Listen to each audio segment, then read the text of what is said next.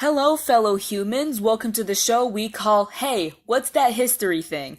Today we are talking about the social life of the powerful empires of Rome, Persia, and Greece.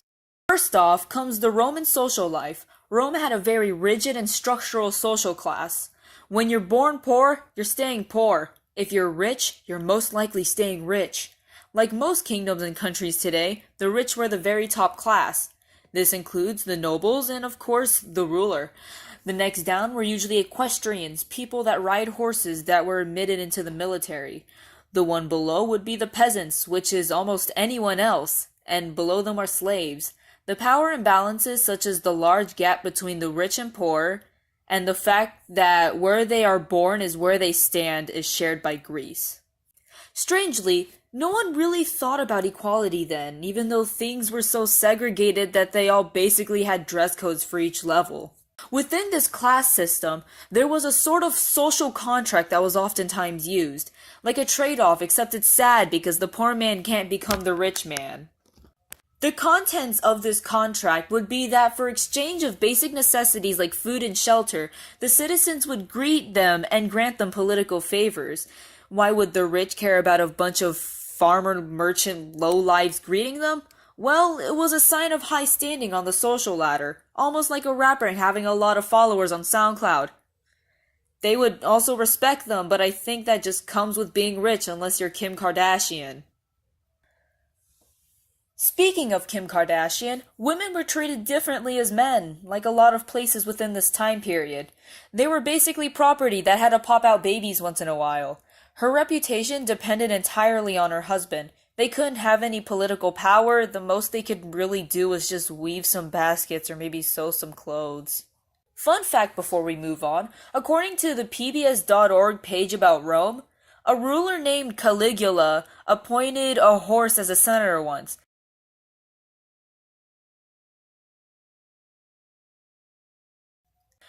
I think that should tell you about how much power these leaders had back then. Now, on to ancient Greece, famous for Zeus and Hera, Ares and Athena. Greek society was divided into 4 classes. It was separated into the upper class, the middle class, the lower class, and then slaves. Neither the Persians or the Romans designated a place where you would be upper class like Greece did.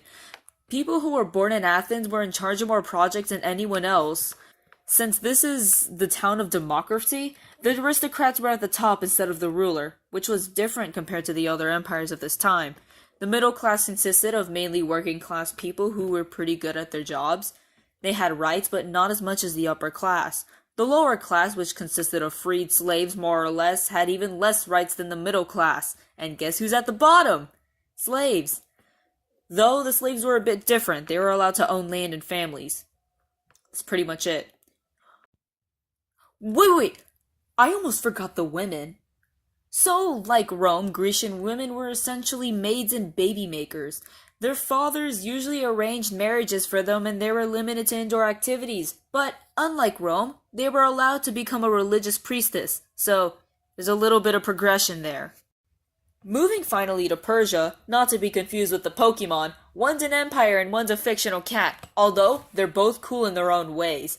Anyways, unlike Rome and Greece, Persia's social system was divided into 7 parts: the king, the priest, the noble, the soldiers and traders, craftsmen, peasants, and slaves. The king is pretty much self-explanatory. The priest was able to lead in religious ceremonies and was one of the only people who can actually question the king. Next would be the nobles, that would contain people who are famous citizens or former members of the king's council. The soldiers and traders were next after that, the artisans, the peasants, which were usually farmers, and lastly, slaves. The women in the society were actually treated more like equals than both the empires. They were able to choose who they marry, they could work, they were able to own property, they could even serve as the head of religious ceremonies. The Persians were really good with tolerance, adopting things like the Egyptian breastplate or concubines from Greece. They allowed people to freely practice their religion, which is modern compared to the empires back then. They valued truth above all else and despised lying. Foreigners who lied were forced out of the country. With this, another very fun fact. According to Ancient.eu, Magi, which are a member of priestly caste, really liked killing anything except for humans and dogs. Think about that sometime. Well, hope you learned something on today's show, and that's all that history thing is. Have a good day, and goodbye.